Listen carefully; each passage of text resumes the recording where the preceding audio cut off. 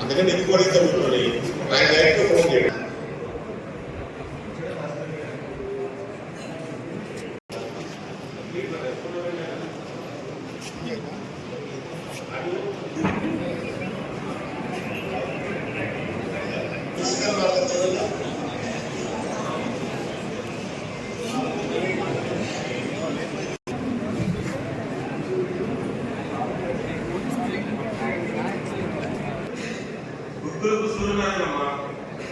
Thank you.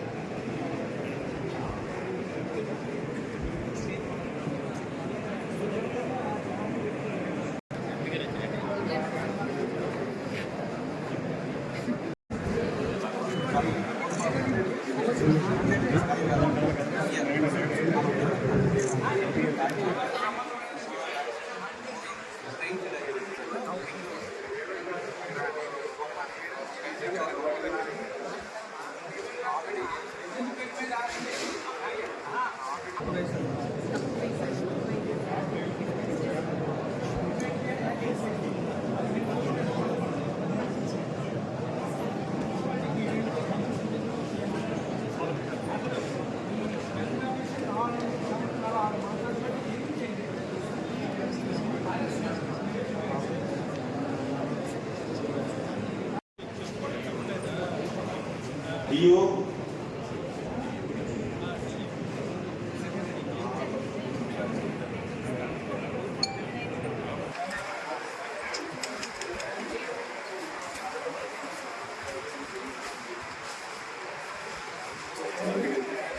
Krishna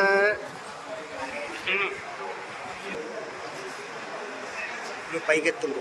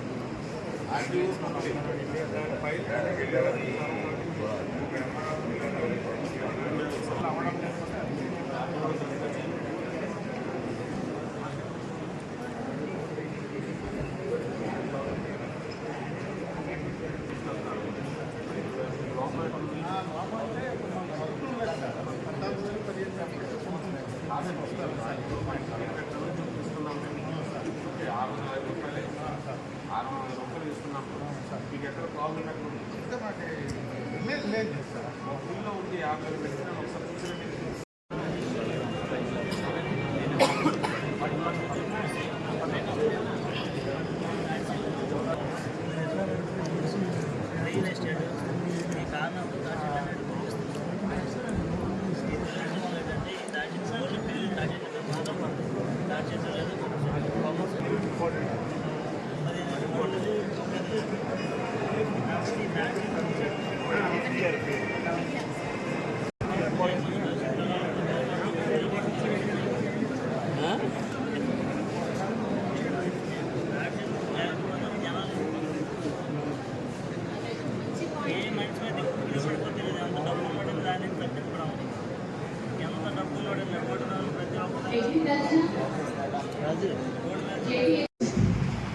ఏం జరిగింది, ఎలా జరిగింది అనేది.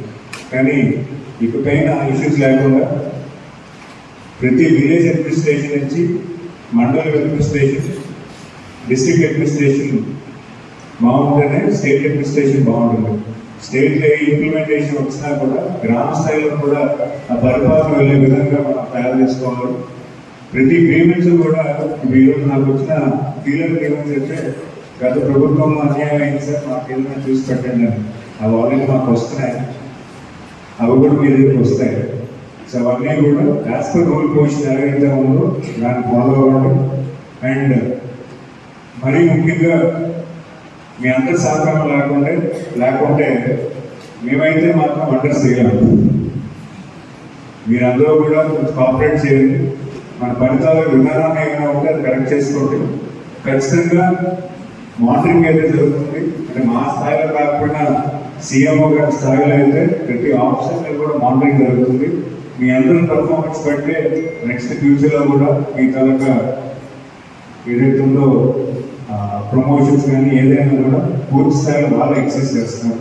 ఎందుకంటే మా ప్రమోషన్స్ కూడా దాని మీద బేస్ అవుతున్నాయి.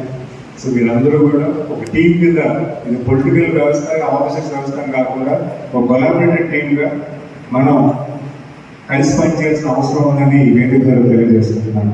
So we all work together and wish all the things get better in the next future. Thank you.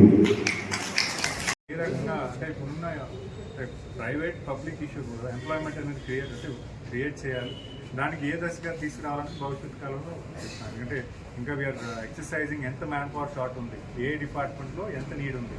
At the same time private ఉద్యోగాలు కూడా ఎలా కల్పించాలి అంటే వేరు అంటే different department, MSME industrial department నుంచి ఎలాంటి ఇండస్ట్రీస్ ఇక్కడ అవకాశాలు ఉన్నాయి, అలాగే వేరే అవకాశాలు, ఎటువంటి అవకాశాలు ఇక్కడ ఎంప్లాయ్మెంట్ కల్పించవచ్చు, సెల్ఫ్ ఎంప్లాయ్మెంట్ ఎలా కల్పించవచ్చు, ఇవన్నీ కూడా కార్యాచరణ చేస్తాం.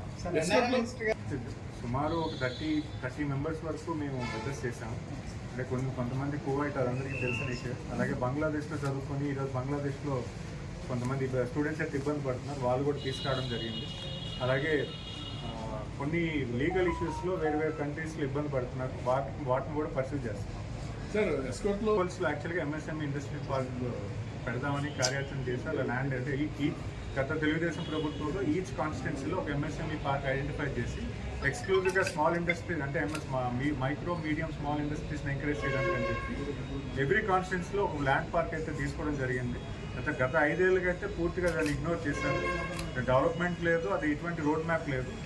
దానికి రోడ్ మ్యాప్ ఏ రకంగా చేయాలి, ఎవ్రీ కాన్స్టిట్యున్సీలో కూడా ఒక ఇండస్ట్రియల్ ఎంఎస్ఎంఈకి పార్క్ ఒకటి ఎస్టాబ్లిష్ చేయాలి. ఇప్పుడున్న పరిస్థితుల్లో దాన్ని ఎలా డెవలప్ చేయాలి, ఏ రకమైన డెవలప్ అంటే బేసిక్ ఇన్ఫ్రాస్ట్రక్చర్ ఇస్తే కానీ వాళ్ళు ఇండస్ట్రీ పెట్టుకోలేని పరిస్థితి ఉంది. ఆ ఇన్ఫ్రాస్ట్రక్చర్ గెయిన్ చేయాలని కూడా మేము కార్యాచరణ చేస్తాం. సార్ ఇండస్ట్రీస్ కోసం ఇక్కడ మేము పరిస్థితి చేస్తున్నాం. ఇండస్ట్రీ ఏ కారణం మీద పెట్టలేదని గత 5 ఏళ్ళుగా ఇండస్ట్రీ పెడతామని అప్లికేషన్ చేశారు. వాళ్ళు ఏమంటున్నారంటే ఇండస్ట్రియల్ పార్క్ మీద డెవలప్ చేయలేదు కాబట్టి మేము ఇండస్ట్రీ పెట్టలేదు అంటున్నారు. సో అలాంటి కేసెస్లో మనం ఎలా చేయాలి, ఇండస్ట్రియల్ పార్క్ డెవలప్ అయ్యి ఇండస్ట్రీ పెట్టని వాళ్ళు ఎవరైతే ఉన్నారో వాళ్ళ మీద ఎటువంటి యాక్షన్ తీసుకోవాలో కూడా మేము కార్యాచరణ చేస్తాం. ముఖ్యమంత్రి వారు శ్రీ నారా చంద్రబాబు నాయుడు గారి ఆదేశాల మేరకు ప్రతి జిల్లా మంత్రి కూడా నెలకు 2 సార్లు గ్రీవెన్స్లో పార్టిసిపేట్ చేయమని మాకు ఆదేశాలు ఇవ్వడం జరిగింది. అది మొదటిగా ఈరోజు విజయనగరం జిల్లాలో ఈరోజు గ్రీవెన్స్లో నేను కూర్చోవడం జరిగింది. చాలా ఇష్యూస్ అయితే మాకు తీసుకొచ్చారు. గత 5 ఇయర్స్గా కొన్ని ఇష్యూస్ అయితే చాలా ఆశ్చర్యం అనిపించింది. అలాగే ఇప్పుడున్న కొన్ని ఎంప్లాయ్మెంట్ ఇష్యూస్ ఏవైతున్నాయో వాటి కూడా మాకు తీసుకురావడం జరిగింది. అలాగే హాస్పిటల్ ఇష్యూస్ కొన్ని వచ్చాయి. సో ఇవన్నీ ఇష్యూస్ మీద కూడా మేము తీసుకొని వెంటనే సంబంధిత అధికారులకి ఎండోర్స్ చేయడం జరిగింది. పూర్తి స్థాయిలో ఇక్కడే క్షేత్రస్థాయిలోనే ఇష్యూస్ సాల్వ్ చేసి మేము వెంటనే పరిష్కారం చూపించే మార్గం ఎవరైతే గ్రీవెన్స్కి వచ్చారో వాళ్ళకి ఇవ్వడం జరిగింది.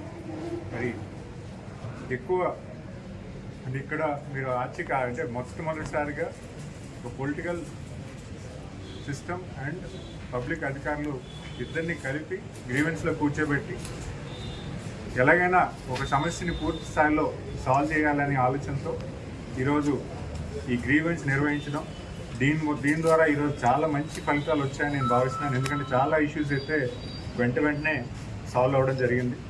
మరి ఈ గ్రీవెన్స్ ఈ రకంగా మాకు ఆదేశాలు ఇవ్వడం, మేము అందులో భాగస్వామ్యం అవడం, తద్వారా చాలామందికి సాల్వ్ అయ్యే దిశగా ఇష్యూస్ ఏవవుతున్నా చిన్న చిన్న ఇష్యూస్ ఏవవుతున్నాయో అవి సాల్వ్ అవ్వడం కూడా జరిగింది. ఇవన్నీ కూడా మంచి పరిణామాన్ని నేను తెలియజేస్తున్నాను. ఎక్కువగా ఏ సమస్యలు రెవెన్యూ ల్యాండ్ ఇష్యూస్ మీద వచ్చేసి లాస్ట్ 5 years వన్ బిల్ మార్చేశారు. అంటే మా పొజిషన్లో ఉంది కానీ రీసర్వే అని పేరు చెప్పుకొని ల్యాండ్ వన్ బిల్ మార్చారనేది మాకు తీసుకొచ్చిన ఇష్యూ. సార్ ఇప్పుడు కూడా మీరన్న సమస్యలు అనేవి ఎక్కువగా అంటే కొన్ని సమస్యలు మండల వ్యవస్థలో సాల్వ్ అవుతున్నాయి. మండల వ్యవస్థలో సాల్వ్ అయిన ఇష్యూస్ జిల్లాలోకి వస్తున్నాయి. జిల్లాలో సాల్వ్ అవ్వండి సీఎంఓ ఆఫీస్కి వస్తుంది. మరి సీఎంఓ ఆఫీస్కి లేకుండా ఇక్కడ ఈ వ్యవస్థ ఏదైతే తీసుకొచ్చారో మినిస్టర్ ఇక్కడ కూర్చోవడం వల్ల సంబంధిత అధికారులు కూడా ఎందుకు ఇది సాల్వ్ చేయరు, ఎందుకు దీంట్లో ఉన్న ఇష్యూ ఏంటని కూడా మేము అడగడానికి అవుతుంది. మరి ఆ ఇష్యూని సార్ట్అవుట్ చేసే దిశగా మేము చేస్తున్న ప్రయత్నంలో ఇక్కడే మ్యాక్సిమం ఇష్యూస్ డిస్ట్రిక్ట్ హెడ్ క్వార్టర్స్లోనే సాల్వ్ అవ్వడానికి ఆస్కారం పలుకుతూ ఈ అవకాశం కల్పించారు.